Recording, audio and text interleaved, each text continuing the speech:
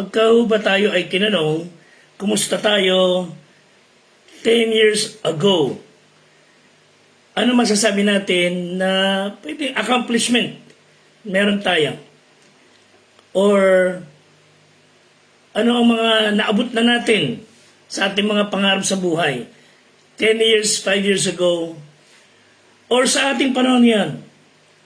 What do you expect na mangyari sa ating buhay 5 years from now? So, either way, hindi man natin naabot yung mga pangarap natin. Most of them might be miseries or kalungkutan. Ang hamon po natin ngayon ay let's move forward. We just cannot change the past. But surely we can change our future mula ngayon. Of course, with God's help. Hindi po natin kaya mag-isa. Hindi tayo magtatagumpay ng tamang tagumpay, ng masarap na katagumpayan kung tayo po ay hiwalay sa Diyos. Again, welcome po sa ating My Brother's Keeper. Ito po ay programa ng Philippine National Police sa panguna po na ating pinaka-Director General, at ang programa po ay para lalong magkaroon ng maayos na paglilingkod, luminis ang hanay ng kapulisan towards the fulfillment of their oath of duty. Welcome po sa ating lahat. This is your life coach, Fred de Guzman. At ang aming pong Squad 244 ay nagagalak na makasama kayo sa pamumuno po ni Patrolman Jason Reville, Police Corporal Joderick Benedictus, Police Staff Sergeant Adio Burgess, Police Master Sergeant Fernando Datig, Police Master Sergeant Michael Bermejo. Kasama rin po natin si Police Master Sergeant Ryan Garcia, Police Senior Master Sergeant Will Ray Guillermo, at ang ating Assistant Squad Leader, si Police Chief Master Sergeant Joseph Aquino, of course sa pangunguna ng ating butihing Squad Leader, si Police Major Del Alan Batle, and of course siya rin po ating Deputy Chief of Police ng Santa Maria. I'd like to share something about the power of vision. I mean, desire, dream, and be determined na makuha natin ang ating nais sa buhay. Hindi yung by hook or by crook. Yung makamit natin what we desire sa ating puso few years back and few years from now. At magtatagumpay lang po tayo through the help of God's Holy Spirit. Again, God doesn't want us to die a failure. God wants us to achieve. And sabi nga niya po sa awit, Psalm 37:4, delight thyself also in the Lord, and He shall give thee the desires of thine heart. So, you will be able to achieve what your heart's desire is if you have the power of vision. Yung magkaroon ka ng pangitain. Yung etong natatanaw mo where no one else could see. The vision of seeing things that is about to happen. You know, maganda. So tulungan tayo ng Diyos maunawaan itong bagay na ito to give us the power of vision. So, it's having the state of mind that you will be able to see, to achieve. It's the ability to plan the future, of course, with God's wisdom. Having the vision of God will help us achieve the goal na meron tayo. Sa Proverbs 29:18, the Bible says, where there is no vision, the people perish. But he that keepeth the law, happy is he. Just stick sa prinsipyo ng Bible. Manatili tayo sa tamang landas, sa ating sinumpang tungkulin as a uniform personnel, sa ating mga sibilyan, manatili tayo sa gabay ng Diyos. Keep that vision on fire. Ano nga ba po ang power of vision? What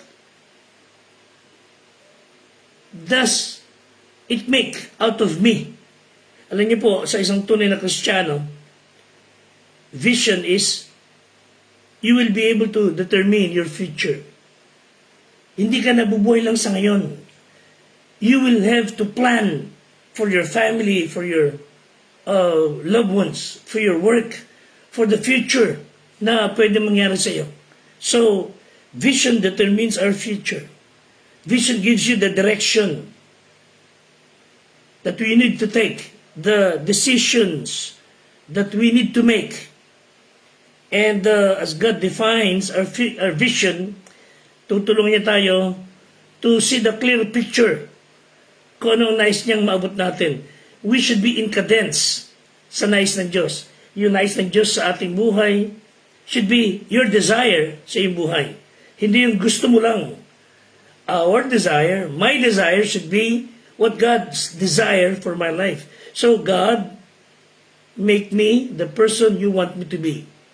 Because maaring aking hangarin is only good. People may want something out of me, it's better. But if we desire, Lord, I want your will to happen sa buhay ko because that's the best. Kung ano po ang hangarin ng Diyos sana sa ating buhay, yun ang ating pakahangarin. God, I want your will, your purpose, mangyari sa buhay sa akin, because I believe that's the best. So, God's giving us vision to see the clear picture of our purposes, or our purpose. So, we can only know our purpose when we know Him as our Savior. Pag kilala natin ang Panginoong Diyos, ating Ama sa Langit, magiging malinaw para sa atin ang direksyon natin. So we can only know our purpose if you know Him by faith. You need to trust Him as your Savior. Pagka ang tao walang takot sa Diyos, hindi niya kilala Diyos, they will do all things na walang basbas ng Diyos. At malungkot noon na paririwara pa ka ng buhay. So, if we know Him personally, God will give us vision. Kilala ng Diyos ang tao. Inside out. In fact, He knows what you're thinking now. Alam niya mangyayari sa iyo. Alam niya pwede mong gawin. Alam niya your potentials. Alam niya ang mga bagay na hindi mo nalalaman. So, we need to be clear sa mga bagay niyan. So, we need to get to know Him so that He would, reveal them to us para tayo ay may direksyon sa buhay. Jeremiah 1:5. Bago kita inanyuan sa tiyan ay nakikilala na kita.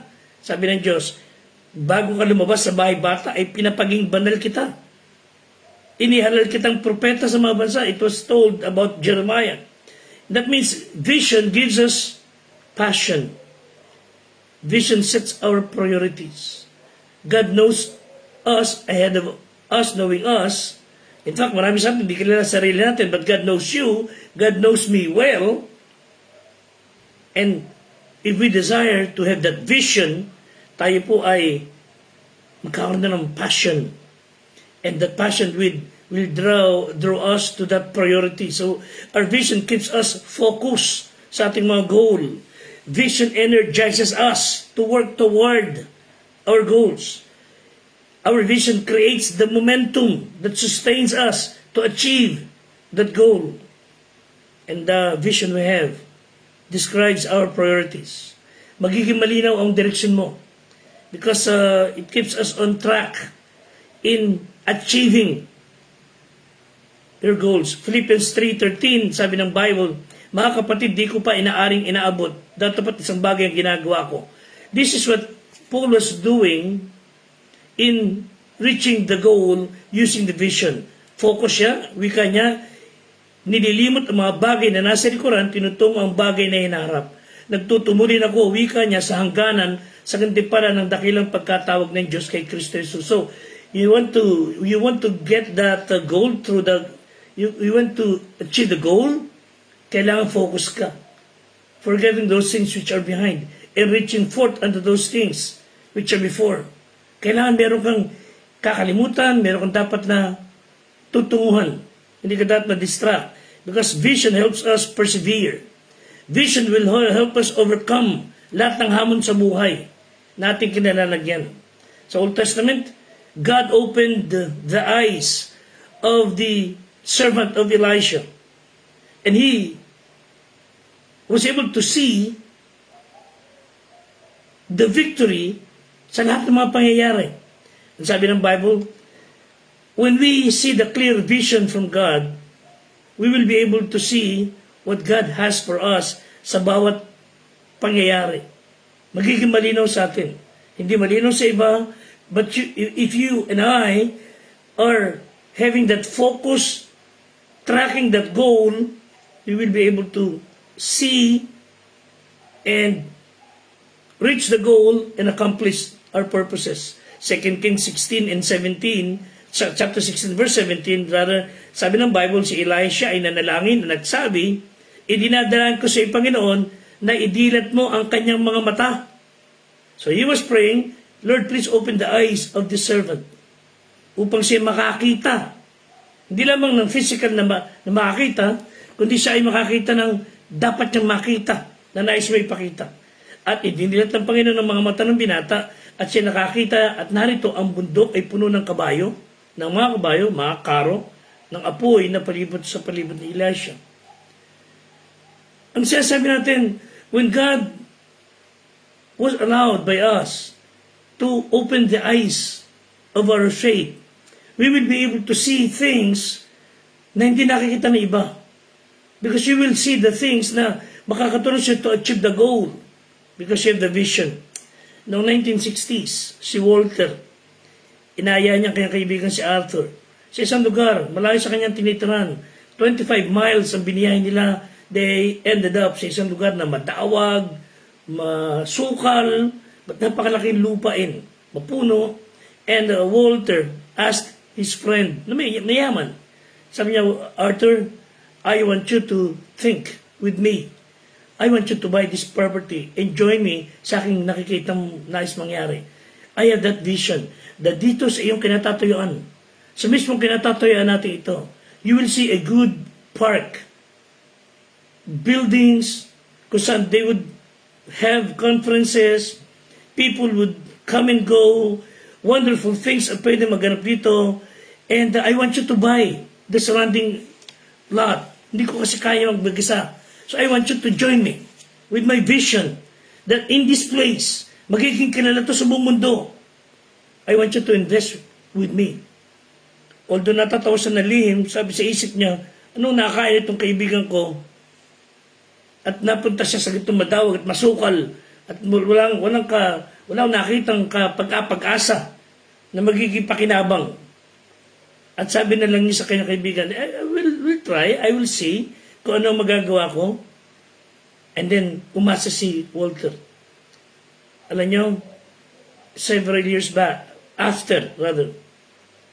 sabi niya, nagre-ring sa kanya kaisipan ni Arthur na, sabi ni Walter sa kanya, in 5 years, this property will increase in value at maganda magiging kinabukasan natin.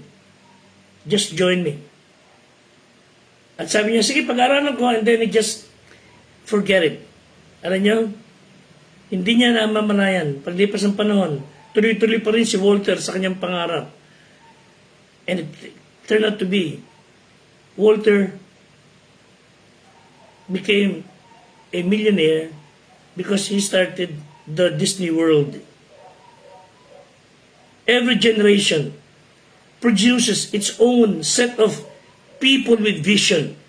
Maring sila yon, ikaw ngayon, siya bukas. So we should be people of vision. May pangitain, may gustong mangyari, may gustong mangarap. Hindi lamang ka nagnanais ng kapangyarihan para sa sarili mong pakinabang, kundi naghahangad ka ng posisyon, kapangyarihan, or whatever for the benefit of other people, lalo na ating family, sa kapakinabangan ng nakararaming tao. I believe men and women in generations to come o noong nakaraang panahon, they were able to push boundaries na imposible para sa iba. Pero they pushed the boundaries and they made it. Nakalulungkot lang, ang tribo ng mga ganyan tao ay kakaunti lang. The vast majority in life, majority of people have little dreams or no vision at all. Walang pangarap sa buhay. Tayo, upo, pakuya-kuya-koy, nakalilipas ang araw, walang progreso, walang pagbabago, wala man lang na ikaw contribute, nakapagpapabigat pa, pasang krus pa. Tulungan tayo ng Diyos to have that vision. I remember Helen Keller, if you know her, in history, she was asked, is blindness the greatest human handicap? Without hesitation, Helen replied, blindness is not a handicap. She was born blind. Sabi niya, it is worse to have seeing eyes and not be able to see. Helen Keller was blind, but she was able to become famous during her time. Blind siya, pero daig pa niya ang mga tao nakakakita with their eyes, but they cannot see the vision. Solomon, in Proverbs 29:18, where there is no vision, the people perish. Literally, where there is no revelation, na hinangad ng tao mula sa Diyos, the people throw off all restraint. Pagka ang tao ay walang pangitain, walang pangarap, walang pakialam yan talaga. Walang pakialam sa buhay, sa kalikasan, walang saysay ang buhay, na parang laging naghahanap ng disgrasya, perwisyo, masakit yun ay nadadamay pa. And I'm talking about vision as a daydream. Hindi po excited ka lang sa isang bagay. I'm not talking about vision with worldly ambition. Or should I say, natural optimism. I'm speaking about vision of something outside human effort. Vision that you have that thing in your mind na this would happen one day. Mangyayari po ito. Vision that is by faith. You have seen it from God, that God has given to you that vision. Parang blueprint na nakikitang magaganap. Vision with a life that is under the influence of being consumed, na hindi ka sa sidetrack, tuloy ka lang na ginagawa. And that vision will dominate your conversation. Lagi yun ang bukang bibig mo. Vision that would dictate your companions. Na dahil sa may vision ka, you will not go with the wrong crowd. Then may vision ka maganda, you will not allow mga excess baggages. Vision that would decide your choices. Si Joseph sa Old Testament could not be discouraged from the vision that he would become a leader. Although maraming mga circumstances na pwede siyang ma-discourage, but because of that vision that I will be a leader isang araw, at natupad, hindi siya nabala ng mga pangyayari. Nehemiah could not be distracted from the vision of building the wall na iniutos na Diyos sa kanya.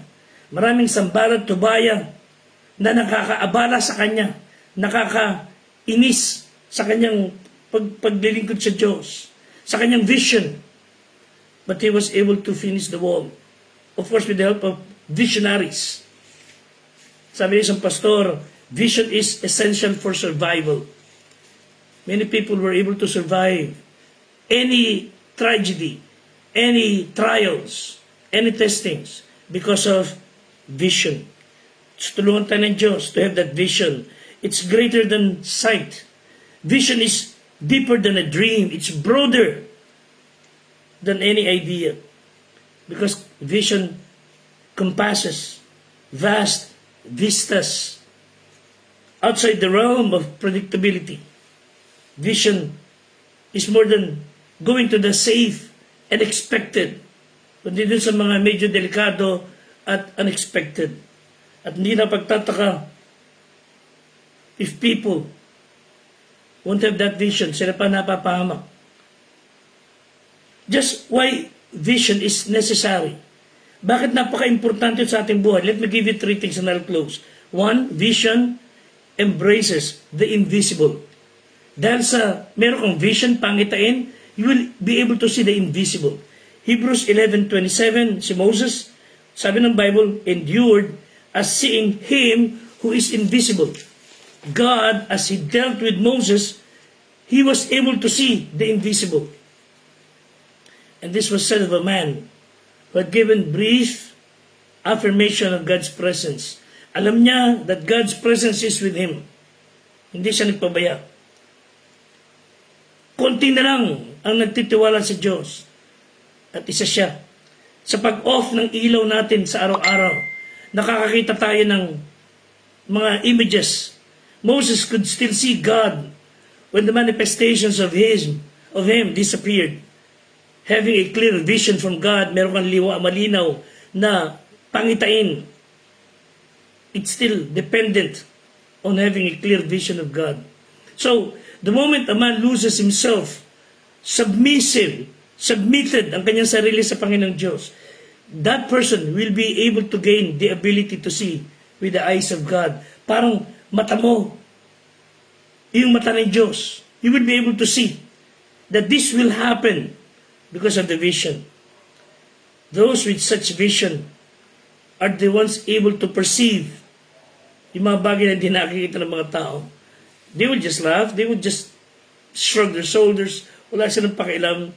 But the spiritual giants that have drawn so much admirations throughout the ages are those people who march confidently forward, armed with nothing but a vision in their hearts mula sa Diyos.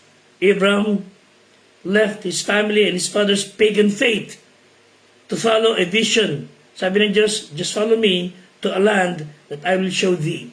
He just followed him. Elisha left the field, left his family, left his fortune to follow the vision of a prophet's mantle. Si Peter and Andrew left their nets as fishermen. At the vision na ibinigay sa kanila ng Diyos as fishers of men. Sabi ng isang pastor, a vision will enable you at any given moment. Vision will help you to forsake all that you are in order to become all that you can be. Actually, nobody forsakes the family if you follow God's vision. In fact, you will help them come with you. They will all be safe.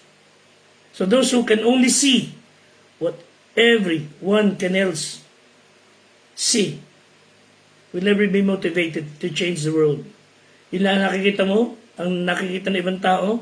But if you able to see the things that God wants you to see, you will be able to change the world. Secondly, not only vision embraces the invisible, vision engages the impossible. When Paul was given the call na dali ng Ebanghelyo sa mga Gentiles, given his reputation as a lawyer, matalinong tao, background, it must have been some like a task na medyo imposibleng ma-accomplish.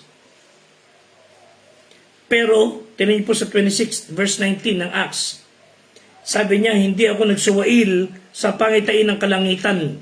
Hindi niya binaliwala ang binigay ng Diyos na vision. God will often order the steps of a man. Pangunahan niya ang hakbang ng tao na nais sumunod at pasanin yung pasanin that is much larger than humanity. Bibigyan niya ng Diyos sa kakayahan. So many men will faint with both fear. They will be intimidated sa mga bagay na gusto ipagawa ng Diyos if they are coward. But they are willing to step out of faith. God will enable them. So if you limit yourself only to those things that seem likely or achievable, you will never experience the supernatural interventions of God. So, if God is the source of the vision, He will also be the one to sustain the vision. Ibig sabihin, if the vision is of Him, kung ang pangitain na meron ka, ang pangarap mong meron ka is from Him, it can be done. It will be done. It will come to pass. Ang itanong natin sa ating sarili, what would you do if you know that you cannot fail? Alam mo, hindi ka mabibigo alam mong mangyayari yun, what will you do? The things that God will ask us to do are those things He truly could do by Himself. And He invites us to take the humanly impossible upang tayo ay maging bahagi ng milagro. With God, there's no such thing as impossible. There's no such thing. With God, nothing is impossible. Number 3, not only vision embraces the invisible, vision engages the impossible. Number 3, vision expects the incredible. Hebrews 11:10, umasa si Abraham, looking for a city whose builder and maker is God. So while there was so much uncertainty, hindi niya tiyak ang lahat ng kalaw niya. Basta alam niyang meron siyang dapat gawin na ipinagagawa ng Diyos, nakatingin siya rin sa kanyang Diyos na lumikha, who is the builder and maker. Konkreto ang kanyang pangitain that God is ahead of him. Pinangungunahan siya. Sunod lang siya ng sunod. Tuloy lang siya ng pagsunod. Bagamat malabo, pero nakikita niya ang Diyos nangunguna sa kanya. So, when one can envision success, there will always be direction towards that success. Yung centurion, mga kapatid, was convinced na kanyang anak ay gagaling when Jesus said, because of your faith, hindi mo na ako kailangan pupuntahin doon, nagtawala ka sa akin, pinagaling na anak mo, and he was so happy. Yung babaeng inaagasan ng dugo for many years, she was confident that when she will be able to touch the hem of his garment, she would be healed. And nangyari po yun. Peter was so courageous to step out of the boat. At sabi niya, Lord, if it's you, let me walk.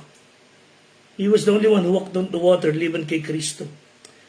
So Peter was like the others, and you can be like him, seeing the vision.